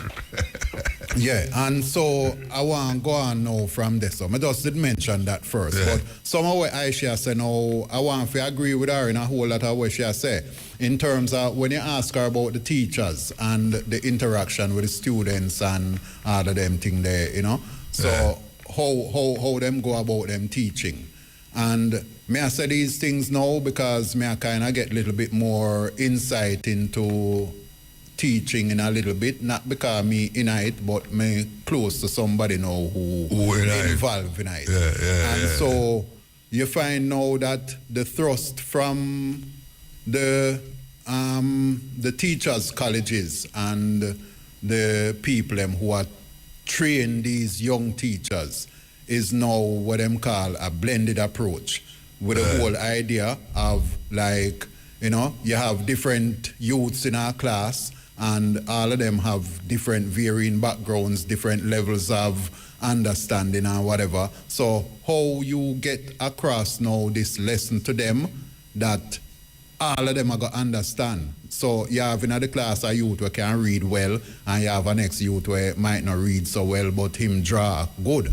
So now the challenge is for the teachers now to try to get out of the student. So them are change their approach. Instead of where now you are trying to put in at the student head and teach the student based off our curriculum. You still follow the curriculum, But the thing now is for try to get out of the student what them have inside of them. Yes, so that them can. So you see, the question now have to be put to the children and posed in such a way that you see the youth can write a good poem, maybe him write a good poem to express himself. The next youth maybe can write the poem, but him can recite the poem in such a way, a compelling way that when him recite it, you get the meaning of where the person who did write it try to express. So that is the thrust of where them are trying to bring teaching to, that each student learn at different levels and express themselves in a different levels. Just like what Aishida say, in terms of you have the student now where some students are going to go in the field of, say, the example where should use for the garbage truck and thing. You might have a student where him good at own the garbage truck. Yeah, and then you have the other student now who want to get into the business aspect of it for own the garbage truck, So you bring out the different aspects out of the students them. But one of the issues with that, because this differentiated instruction is not new coming out of teachers' colleges. Yeah. It's not anything new coming out of instruction and instructional design and stuff like that. One of the main issues that I have with it, and from the moment I went to teachers' college, it is something that I questioned and push back on, is that you can't tell the teachers or instruct the teachers that they are to teach differentiated instructions, teach differently, but yet still, when you're going to assess the students, all of them are going to be assessed the same way.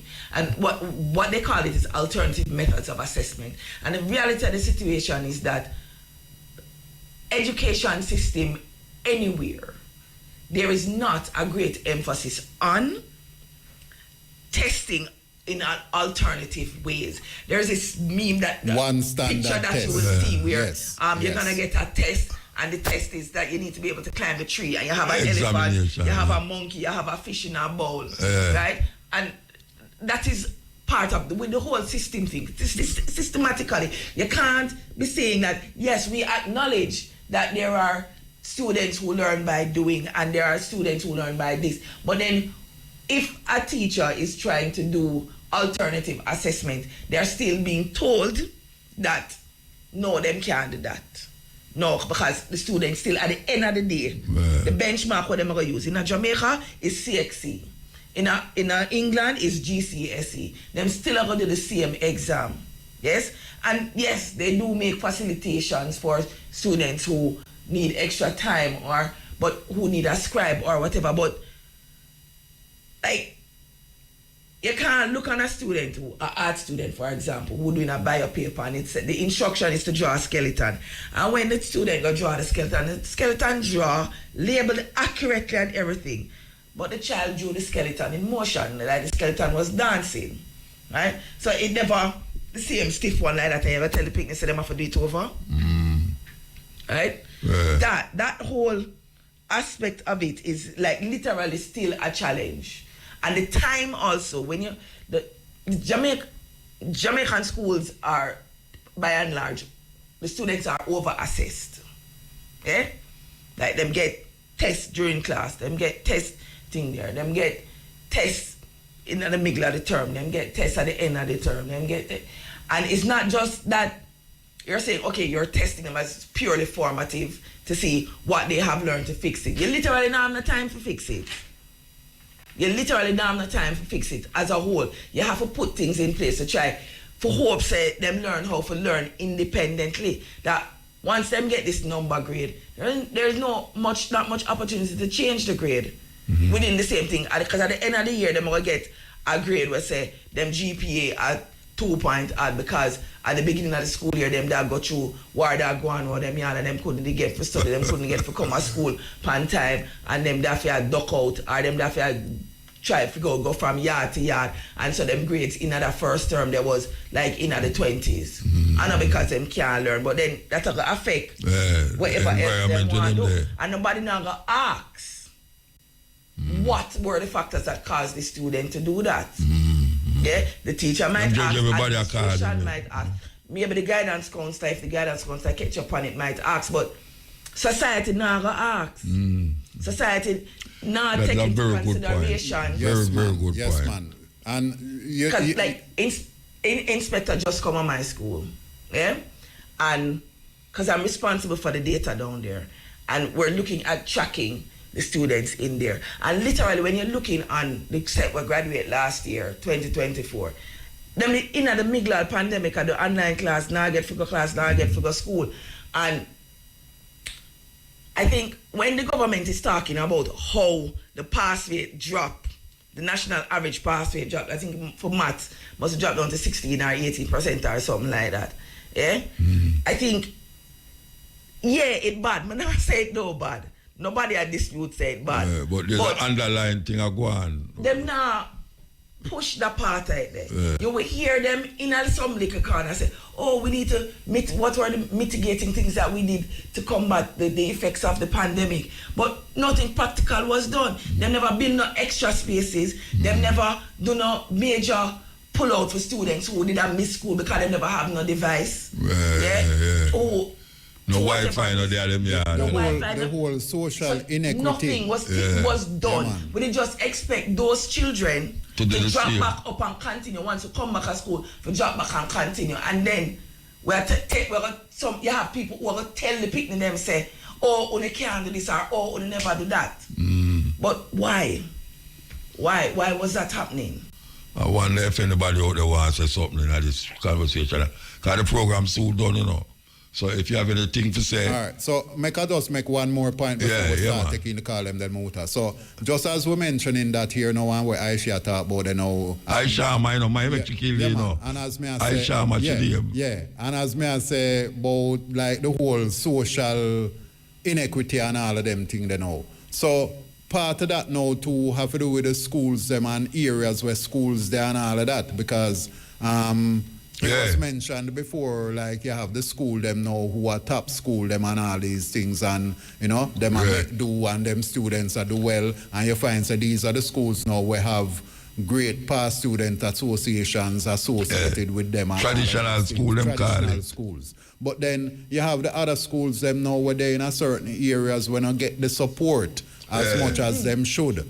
And so you find, say, for them students and the environment where the for them students are come from now lend to different behavior. A different behavior.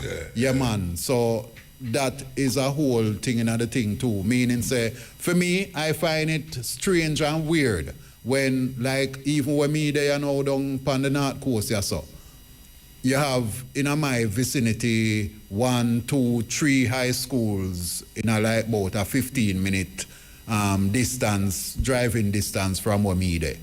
But then you have people in my area now who sell them picnic go school all the way up at Brownstown or all the way at Highgate because them school they are the traditional name brand school them. You know, which is more than an hour away from where we live. Yeah, man. And I find I find that wrong. Meaning, say, students will go to school in the area where them live. You know, and so the government need to make sure, say, them student there, them school there, up to the point and up to the par and up to the level that parents now have to go through them inequity there. 3, 4 bus fare for one picnic. As a systemic issue, when it comes on to equity in education, one of the things is if you acknowledge that you're using an entrance exam, what them call PEP, it become PEP now. If you have to say that if a student get a particular grade, then they will be placed at that school. The reality of the situation is that what should happen is students who get in the lower end of the grades, whatever schools they are going to, the reality of the situation is that the government is supposed to be pushing more resources to those schools. So when the ministry says that, they have maths coaches and they have literacy experts and stuff like that, and them say that they have these things in place, but they're not utilizing them properly. So if you say, all right, you have a maths coach for this cluster of schools, it means that them supposed to go in at the school them and help out, where instead of still I have the 50 I'd picking them in the class or the 40 I'd picking them in the class. Them supposed to be pushing more resources in there, more people in there. People at the special than Michael and special at the different school them and can't get working in Jamaica. Because the government now pay them for them specialization when it's not that is not needed, it is needed. But them not putting them in there as that social. A reading specialist are going to school and end up having to teach English because the school don't have a position for them in that capacity. It more than needed because, as you said, when you have like 50 students in our class and one teacher, no assistant, and all of that administration have to be done in terms of like all when exam time come around and you have to mark grades and do papers and comments for parents, report and all of them. And one teacher. I wonder if this is why you came to stay with me and I see you're doing pure classwork in other place. Yes. So why you come and stay with me? Why never just go to school? No, I noticed that I slept as well. The plan was to sleep. I thought you was on holiday, 2-day holiday. See, because that is not even holiday. The thing is when you have... Well, I'm going to take this call. Yes, hello. Hello, Bridget. Yeah, blessed man. Yeah, man. You see the money what the Bridget talk about there? Which money? Brother. The money from the 60s and the 60s? Yeah, at the 21 rich family them when get the money there now. Oh, yeah? When come to build the school. Yeah, the same 21 family run Jamaica all now. Okay. Yeah. All right, well, we hear you. Yeah, man. So they will get you back in 10. They will get you in 10 to give back to the politician at the time, the prime minister, when they run election, instead of build the school them. Okay. So I know they have the money sit down and you have no from that time they win at the debt. So you think say from 63 till now, them still have the money that sit down? Them not build a hotel with it? Them build more hotel with that, man. Okay, well, them not sit down with it then. Yeah. At the same thing where we in that debt problem now, because the money never pay back, not even the interest in the pay money. Yeah, all right, sir. Yeah, man, give thanks. Yeah. And you want no, I think someone to ask you about Marcus, what kind of fun tomorrow program? Yeah, we now work with that today. We have something to deal with that tomorrow. Yeah. We have a person going to talk about that tomorrow, all right? Yeah, so tomorrow, like I said, we realize that program is a different program, so tomorrow definitely. All right, still. Yeah, smooth. Greetings in the name of the King Emperor, Selassie the First. You don't know him, run all things. Blessed man. Now, here I go to know. $3 trillion. The doctor, where they are the Minister of Finance, the doctor, where they are the Minister of Education, up on the whole cost of the matter. Education is one of the most money we're missing. Health department money we're missing. Out of the budget with them. No, gone, but it can't be. $3 trillion. Oh, yeah, $3 trillion. And that me I tell you, say. Yeah, man, them say. No, them say, them admit it. Then that me I tell you, so what I go on, you know, see the people in the street, what I go on, them start put the things them together, the equation together, and so it a work. Sociological factors in Jamaica is the environment is not conducive to good learning. You see me I say, so the youth, them not really structure their mind because them have too much other things that go on around factors where I distract the brain from doing. So the government, them, the doctor, them, we are running the place to wake up to what go on. You know, see, Andrew and the crew, all of them, Dr. Chang, all of them to wake up and see what go on and take the people them seriously.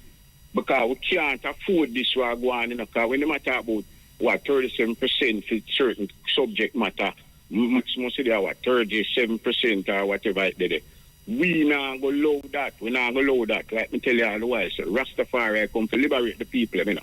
That are the original Naya being the harder Rastafari, you know, liberation movement, you know.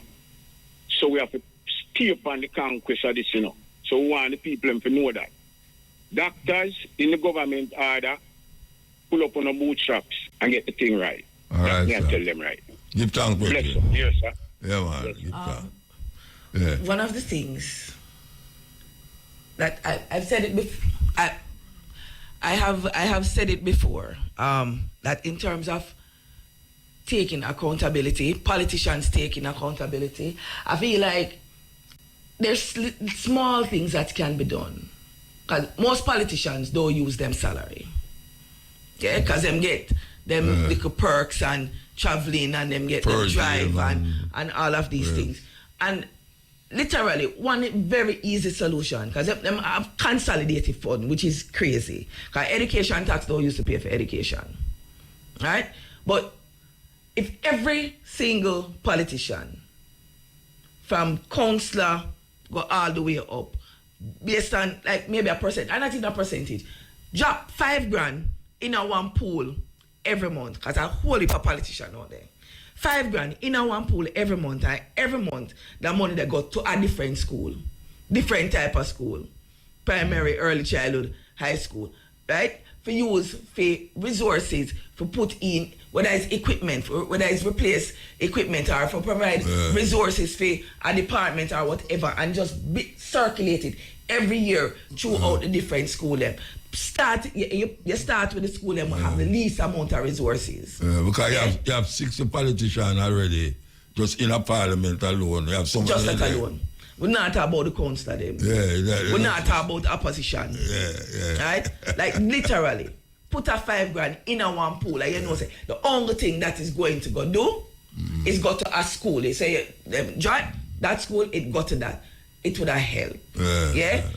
And next thing, Marcus Garvey said that politicians should be paid adequately enough so that if them abuse the public trust, they must put it's a death sentence. They must stone them to death. Literally. And them wife too. I'm literally feel like if them did, and that's if that was like a system where they get put in place, if them just listen to Marcus Garvey and put that system there in place, I feel like the whole thing would have so much better. Because the fact of the matter is, people who are got in there, not for serve the people, who for make sure that the people them all right. If those were the people who were going in there, the system would have did better. I'm not saying that people will go in there with the intention to, but I can't see how somebody can go in politics in Jamaica under the current system and don't get corrupt. According to one politician to our next one, them going there for full then cry. Or something. Yeah, but literally there is no accountability. None. In the whole system there in terms of what's supposed to happen. I mean, like, you can get charged with corruption and then you go back to the school and you expect, say, you forget all of the pay. And them have to pay you. Like, some of them say them in a, what them call it, house arrest, but them have all the things them where they did before them, where them was teacher. It's a terrible thing. It's a terrible thing. But we know which part, yes, EL. Yeah, Mota. Yeah, blessed man. Yeah, man, Rastafari, and bless up to the old man. Shinyam, Aishama. Our next politician say, there's a speech that say, power corrupt and absolute power. Power corrupt, absolutely. Yeah. To me, mates, we live in a very corrupt world. All right, you want to know, you can't take all the time and you have to talk fast. 1 minute. All right, miss. I'm not that educated person, right? Yet still, me get time among students in class. I'm a little girl, young, I go to basic school. And as me always, I talk already on program on this station where I go on basic school and you have a little girl. She's like stubborn. Nobody can really tell her what to do. And if you tell her what to do and you go like you want, go like you're tough, look how she's in her, she go like she's tougher than you. And the teacher give me a day in the class. Because I always tell them, I don't think I like how they approach the teachings to these children, right? And when I'm in the class, I look at everybody, what they are doing, right? And me say, I give them something to do, and when I observe this little girl, how she behave, I go to her, and I never force her to do nothing. You know what I try to do? Reason with her. You know, as young as she is, and start to tell her some things like, you want people call you dunce? You go up and you can't read, and people call you say you can't read. No more reason with her and try to inspire her to want to learn. And that day the child do all her work. She do her work. And my little girl, I go to school, and when I teacher look for me and they ask me, say, I tell her, I'm not a bright person. Since me get a one pick me and she have to go to school and me have to make sure she learn. Me make sure she me go learn. So, she teacher look for me and ask me, say, how will you do to your child make?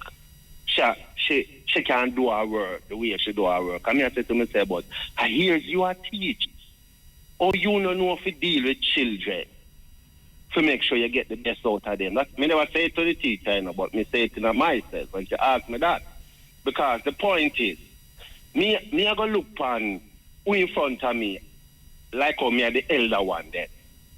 And me supposed to can look on what they are doing and analyze them situation and know how to approach each student. So if you give me a class with 20 picnic, right, I got analyze everybody. Those who say I do them work well enough, because probably them have a parents that help them at home. You have some parents now help them pick their home. So they might be a little more backwards. So me now, I got spend more time round the picnic them who seems more backwards to try bring them up to the levels where the other children are in. I think the approach of education is not proper in Jamaica, probably out in the world too.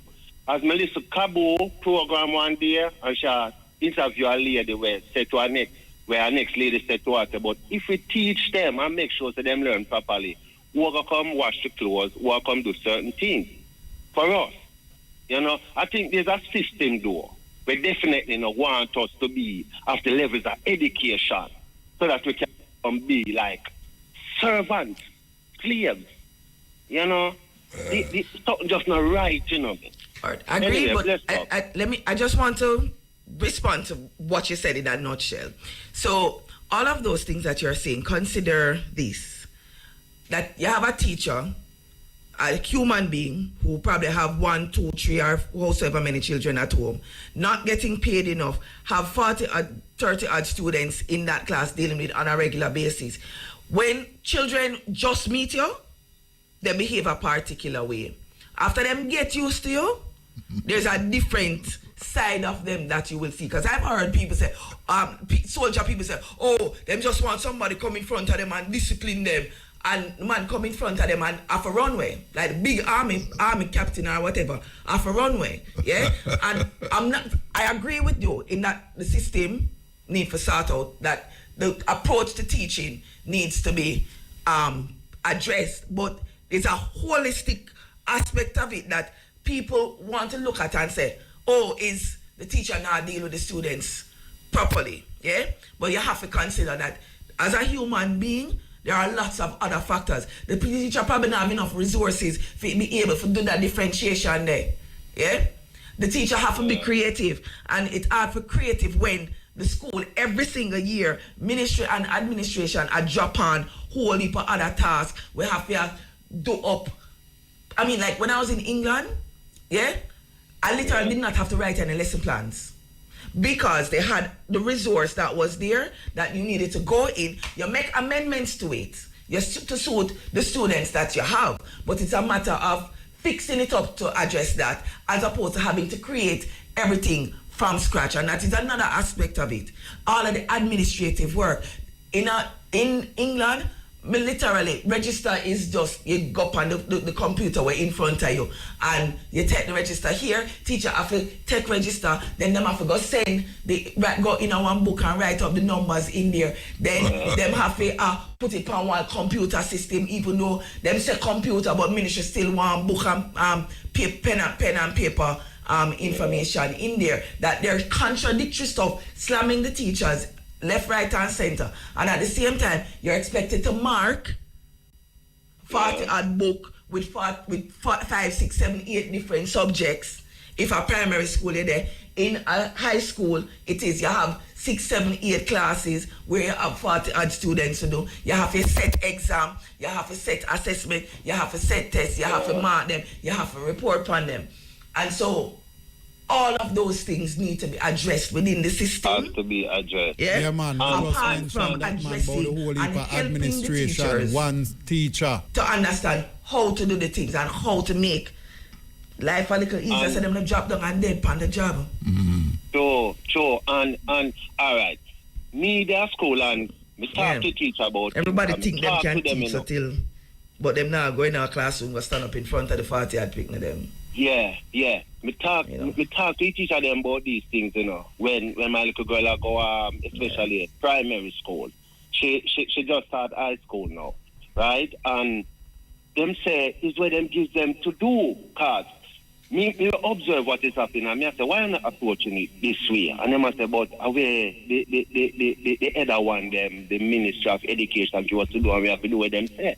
You know? And me I say, but some approach just now make no sense, but I always say to myself, all right, the teacher them more grown up and have more experience, so why are they not come together, reason amongst themselves and bring it with a force to those above them? Because in the end, if things not go right, the children them are going to feel it the most, because they are the most delicate and inexperienced one. You know, so I feel like the grown up need faith. Me, so all bad things are going on. Sometimes I sit down, I not know what to say, you know. Ministry conducts consultations on regular basis. And what generally tends to happen is that they take these things, put them into a report. Some consultants say, this is my report, this is what I say. And then say, okay, we're going to put this into place. Based on what the teacher them experience, tell them. Teacher don't get compensated fee, but consultant get paid how much millions of dollars to get information from the teacher them.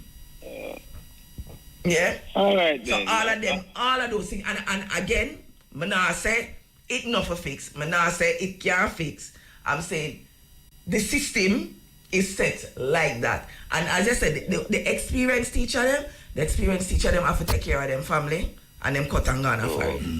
All right, Virgin, give thanks, yeah? Yes, sir. Mankind have great history, you know, where we can look back on, you know, and learn. But something happened with something about mankind is like instead of them improve, it's like them are regress. Them are regress. You know? Yeah. Bless all right. up. Yeah, wrap a move. Give thanks, yeah? All right. Yeah, this is the cutting edge, different vibes. You know, we talked to an international teacher here, I must say, and also one who has traveled a few continents, and we give thanks. So she come back to Jamaica too, after sojourning out there, and realize, you know, we're no better than yard. We should not really go nowhere yet still, because she don't start to teach in Africa yet. Like Ghana, we should go. Which time you go to Ghana? One time you go to Ghana. South Africa. And you know go Brazil yet neither. Yeah. You go Brazil? You go Brazil? Go teach? Oh, you need to teach? No, you go to Brazil with me. You know go Brazil to teach. Yes, EL. Yeah, blessed. Blessed man. Yeah, man. You see, you are Muta with the teaching thing there.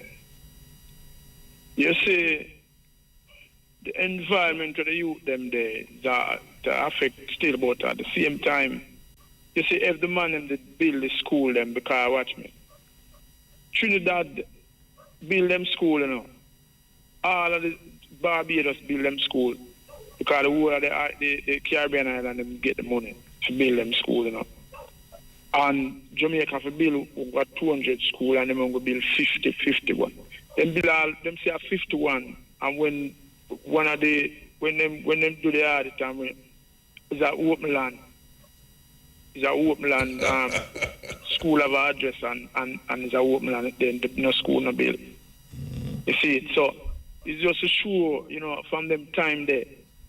Anyhow, them school that it build, you wouldn't find 50 people in a one class, and you wouldn't find the shift business after coming in.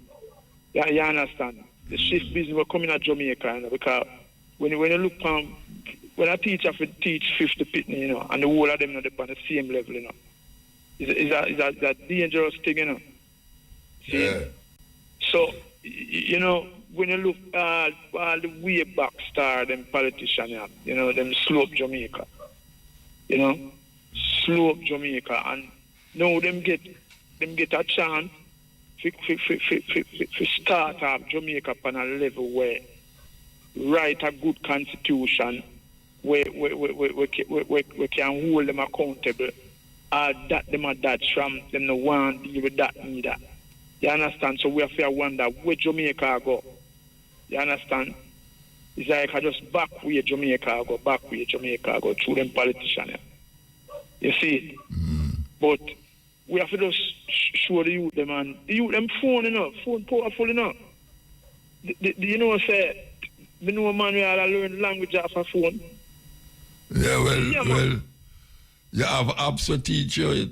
You have apps to teach you language. You have AI where repeat the word to you and I correct you and all them something there.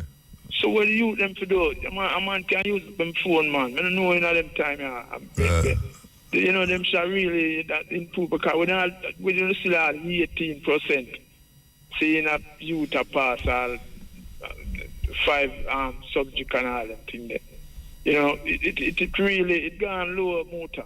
Yeah. You know? It really gone low. All right, you know? So keep on. Are you that time at the studio? Yeah, man. You know, you say it, man. Yeah, big. One out of two. Yeah, 1 out of 2. I know 2 that time, man. She travel the world too. Yeah, like that. Yeah, well, she used to go with me, but she get big now and I go by herself. And I go by herself, yeah. You know? Yeah, man, really bless up, you know, because watch me. You see, human rights on the whole level, because to me, it's a man with human rights. It's a man with enough country in South America and me going, seeing card, you know, I saw me get fit, deal with all the language thing there. Okay, you know? okay. So, all right. you know, but anyway, Yeah, man. Bless her up, man. Yeah, man. Give thanks, man. She hear you, man. She hear you. Irie. Yeah, man. Bless her. Yeah. Yeah. Yeah, yes, Muta, yellow. Blessed, man. Yeah, man. Yeah. Listen, even before our teacher, Marcus Garvey Jr., was the 7th President General of the UNI and ACN in 1992, from in the 1960s, he and his mother, another Pan-Africanist, have always said that the only thing acceptable to Pan-Africanists for Marcus Garvey is exoneration. Because no, hold on, hold on. We got talk to a guest inside of the studio about education, you know. What you going to talk about is what we're going to talk about tomorrow. You did that hear what we're talk about? A bit about education. Yeah, we're going to talk about education, and because we don't really want to talk about what we're going to talk about tomorrow. All right, well, hear this. Listen to me. I'm going to mention something about education then, right? Because I heard a bit of that. I'm just saying exoneration and not pardon, because pardon means he was guilty and he was innocent. Yeah, we know that. With respect to education, yeah. My parents were head teachers. And because of that, I have known that it is most important that the number of students per teacher is absolutely important, and having 40 or 50 in a class is very, very bad in terms of ridiculous. Yes. In fact, the very most I would say that a class should have, the very most should be 30. The very most. That don't sound too much to you still. What's that? That don't sound too much to you still. No, you notice I said the very most. Yeah. So really and truly, we're talking like, say, between 20 and 25. You understand? Wait, hold on. Wait about that, Aishi, Shama. Yeah, that's what the ministry says as well, that the student should have 30. The student to teacher ratio should be 25 to 1. So what you think about it? Which is what I just. No. She say you are still where the system say. No, but yeah, that is a reasonable number. I mean, it's based on what you can reasonably expect one person in a room to deal with when you're supposed to be teaching. So that's 25 to 1 is a reasonable thing. Yeah. All right. Yes. Which is what I said, based on the fact of, as I told my parents, being head teachers for years, so I know that type of thing, and with schools. And even with Marcus Garvey Jr., my physics teacher, and others at Kingston Technical, Campion College, etc., is that kind of ratio. It was roughly. We never have 50 school students in one class. No way at all. Yeah, precisely. That's what I just said. Yeah, so like madness. Exactly. You know what I mean? It's madness. You know what I mean? It's really dumbing down, and this is the kind of thing that the government in Jamaica is supposed to be dealing with properly, instead of dealing with other matters that are not advancing the country. Because as we know, the youths are the future of any country. And if the youths are not catered for educationally, then the society will retrogress and not progress. Yeah. You know, those are the real issues that must be dealt with. And talking about education too, and this is why we need, as you and I and others have said, to have, like, say, the philosophy and opinions of Marcus Garvey in the school system and the syllabus also. You know, that is part of it, to give the children in the school a proper understanding or overstanding of our first national hero and that type of thing. You know, that is very, very, very, very important, you see, and thing. All right, sir. And Muta, remember, next year is going to make the 130th anniversary of Kingston Technical High School, Okay. which was founded in 1896, the very year that Emperor Menelik II of Ethiopia and his army defeated the Italians at the Battle of Adwa in March. You know what I mean? So we have to contribute. And I like the Scotty where you play Kingston Technical Man again, where you play just before the ad break. What? Come back. See, that... Scotty. Yeah, man. Yeah. Man. Kingston Technical, Technical man. David Scott from Westmoreland. All right, sir. Yeah, man. Give thanks. All right, so keep on keeping on. Man, man. you have the exoneration. No All part. right, sir. Yeah. Hello, good night. Yeah, good night. No one I'm going to talk to the teacher specifically. Yeah, man. Shall listen, man. Oh, yeah. Yeah, man, ask her, what do you think about the migration of teachers?